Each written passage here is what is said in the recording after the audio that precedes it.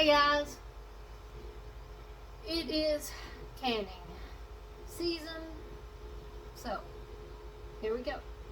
We are going to learn a little bit canning. I've been posting a few videos, and if you're not a canner, you're not an avid canner, you know very little about it, but you want to learn.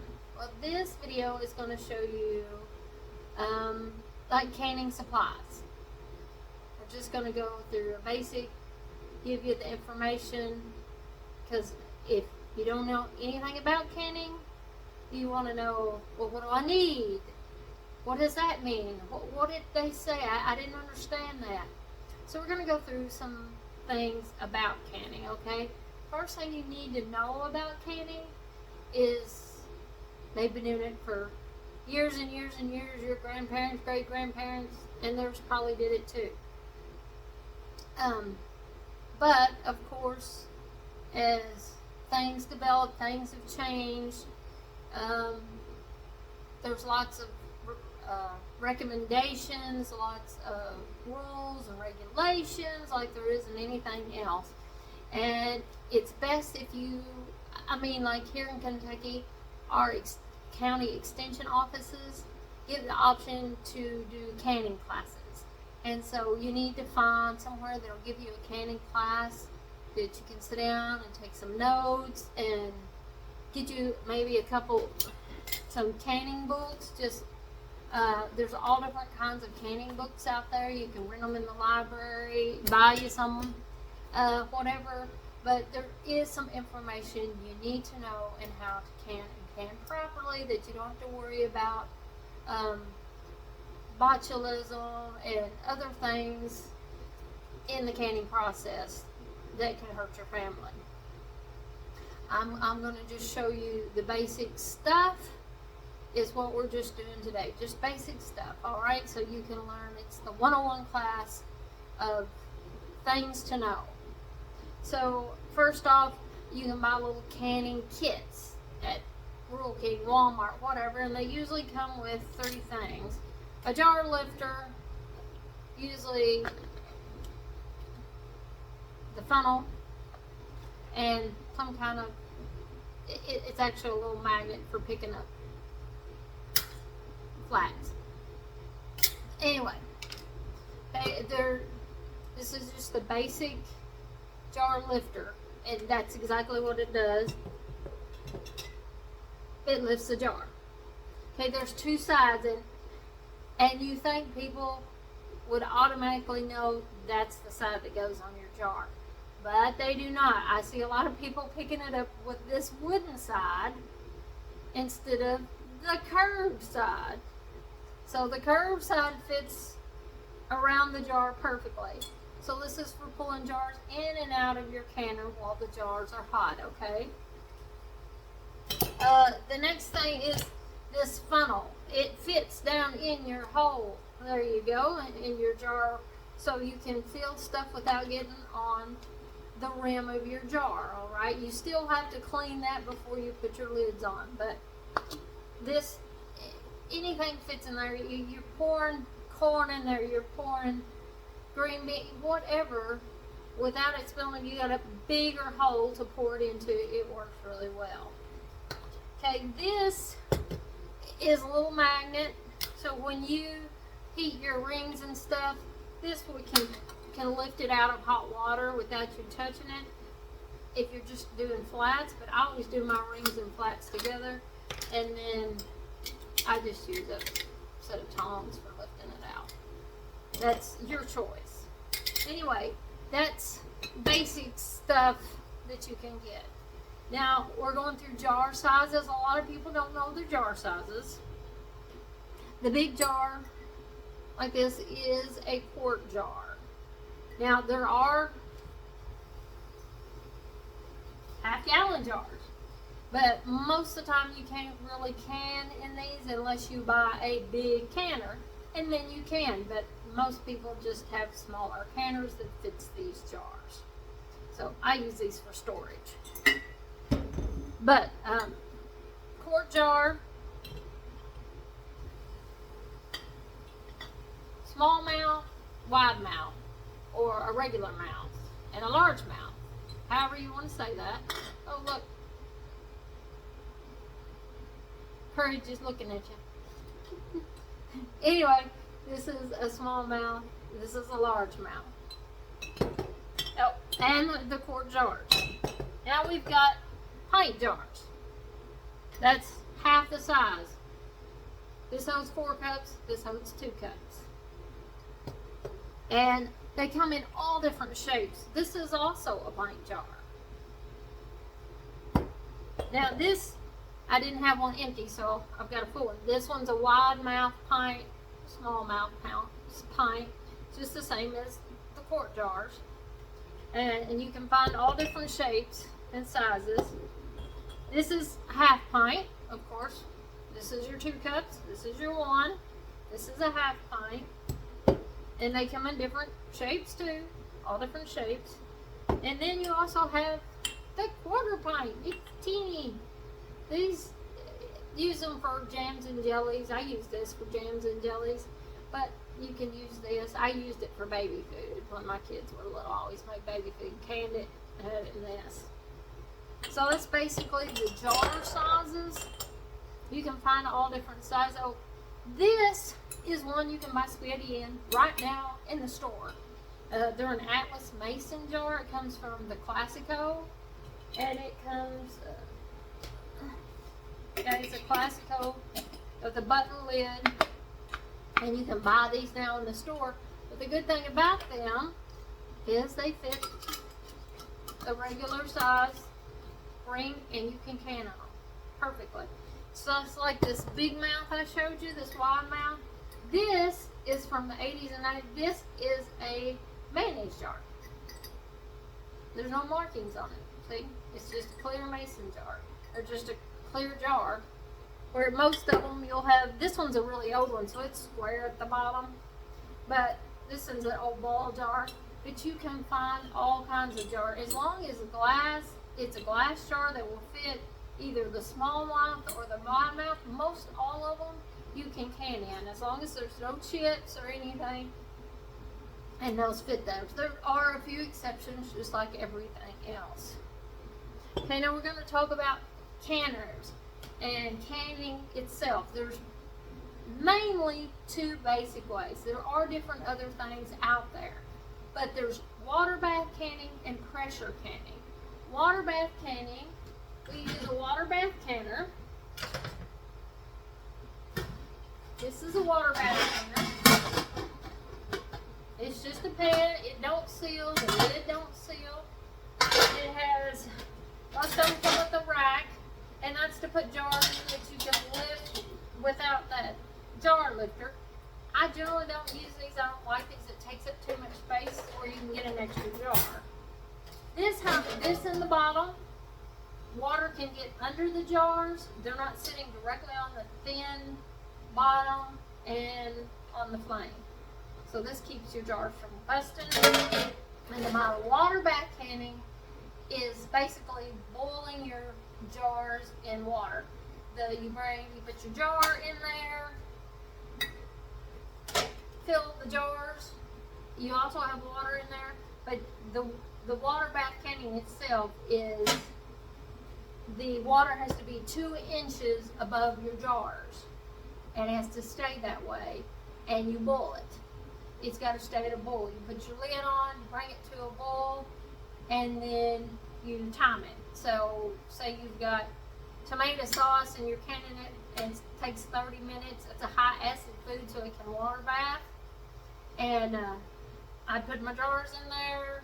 Well, I put my water on the stove in here, and I don't probably put about that much or so. And then most of the time it comes up and gets over the jar. And just add whatever you need to, and bring it to a boil, and you boil it, put the lid on, boil it for 30 minutes. And just shut it off. That's water bath canning. And you can get great big water bath canners like this one.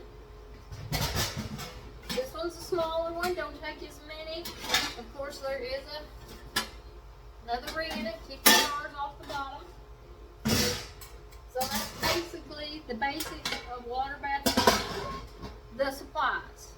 Pressure canning is different. Pressure canning is And no, an Instapot will not pressure can. That's a pressure cooker, not a canner. And the difference is you gotta have weight and pressure on it, where the Instapot don't hold the weight like you would on a canner. That's something you need to look up to understand. But this is a pressure cooker, a pressure canner, not a cooker.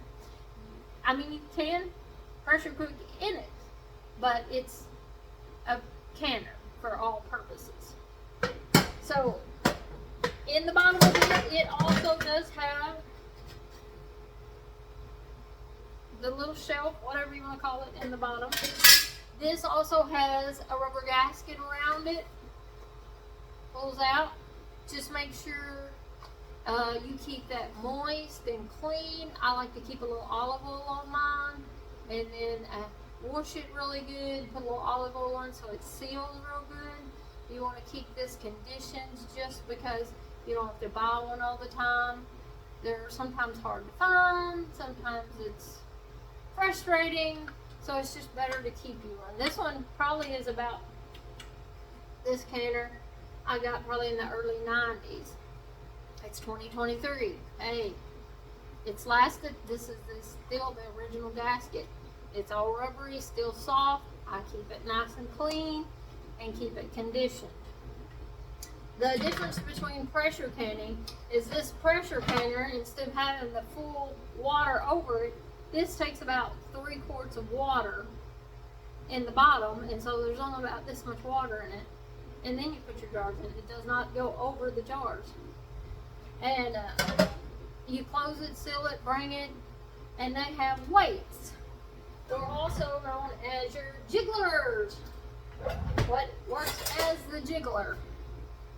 Okay, this is the jiggler, and when the pressure gets up, that's what it does. It jiggles. That makes your jiggler. Okay, this is a basic canner. It does not have the pressure gauge on it. This one I have has the pressure gauge on it. See? It also has your steam. That's for your jiggler to go on. They all come, or this is a lock. They go up and down. This is my lock, and this is just it. It puffs up to let a little steam off so it don't get too bad. What happens when you put your water in there? You close your lid, and the water boils. And as the water boils, of course, it gets hotter and hotter and hotter. And eventually, steam will start to come out here. You'll see steam coming out. And this thing will pop and stick up, and it locks it. And so you don't open it anymore. Once this lock is up, there's no opening. You let this steam for 10 minutes. Then you put your jiggler on. And at that time, only at that time, will pressure start to rise. Anytime before that, you could open the lid if you had to. It's not nice to, but you can before this lock comes up. Once that's done, no. So the main difference between this lid and this lid, you see, is the pressure gauge. But you don't necessarily have to have this. This is what matters. This right here. When something calls for, you'll see a recipe and it calls for 5 pounds of pressure. Well, this little jiggler right here comes apart. There's one. That is 5 pounds.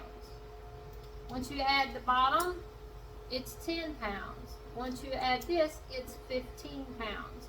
And so if you see a recipe calls for 5 pounds of pressure, you can just use this, put that in your center after it steams so long, and when it starts to jiggle, it'll start jiggling real fast, and you turn it down where it's just barely tick, tick, tick, tick, tick, tick, just doing it. That's when you start your timer, and that's 5 pounds of pressure. A lot of them, like this jiggler, don't come apart. It's automatically 15 pounds of pressure. So I use the 15 pounds most all the time. Every once in a while, I'll split this, and you can always have more more weight, don't take away weight. So, you can always add bigger weight, but not less. That's mainly the gist of it. There's a couple of things. When you put water in your canners, whether it's water bath or pressure canning, add a couple tablespoons of vinegar. Most everybody has hard water, and when you can, your jars will turn white, and people don't know what that is. It's the hard water. If you add vinegar, that'll take that away. Another good thing, people have a lot of times their jars don't seal. The seal won't pop. Well, let me tell you, after you fill your jars, you have all your stuff in it, you've added any spice or whatever, take a paper towel with some vinegar and rub around this. After you're getting ready, when you're getting ready to put your rings and flats on, I don't know where that one is. Oh, there it is. Clean around this with that vinegar, and then when you put your hot ring on, guess what? It most likely will seal. But a lot of times when they don't seal, it's because there's a grain of salt, a grain of sugar, something little that you're not seeing right there. So that don't matter if you're whatever you're canning. Another thing is, I'm trying to think. When you put your rings and flats on, of course, some of the things say you just put them on there. The stuff is hot, you can just put them on there. Well, the reason I heat my rings and flats is, you see this orange, it is a rubber gasket. Well, that rubber gasket, if it's warm and moist, it has a better chance of sealing to your jar. So I always put mine in water, in a pan, and bring it up to a boil, and then just turn it on low. And then I can get them out as I need them. The other thing is, a lot of times you'll see a jar, and this flat right there is puckered. It's bent and puckered up. That's from over tightening. When you put your ring and flat on, generally you put it on and you just barely turn it till you don't turn no more, and then you just turn it a little bit, maybe half an inch. You don't crank it tight, no. You want it to be loose. You just barely put it on there so it's just snug. It's not real tight. Then when it comes out, of course, you leave them alone, and later when you store them, generally speaking, you take the ring off and store it just like this. Then it's easy to see if for some reason this unseals. There are a few things I don't take it off of, like my pickles, and that's because when I open a jar, I'm generally not going to use a whole jar of pickles, and so I wouldn't put put a ring back on there. I don't have to go and look for one.